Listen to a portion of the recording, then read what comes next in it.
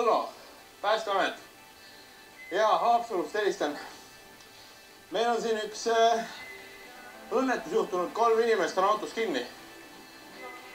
Jaa, päästekomando hoovi peal. Ootan, aitäh.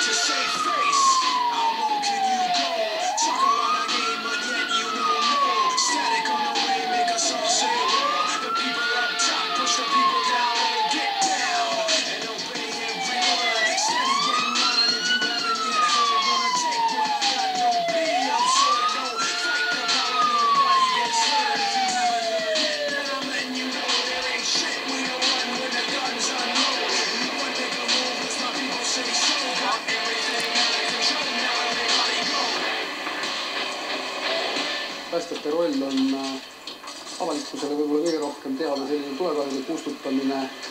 Lisaks tegutsetakse erinevate õnnetuste liiklusavariide puhul, aga päästetakse ka inimesi, kes on kuskile vahele kinni jäänud.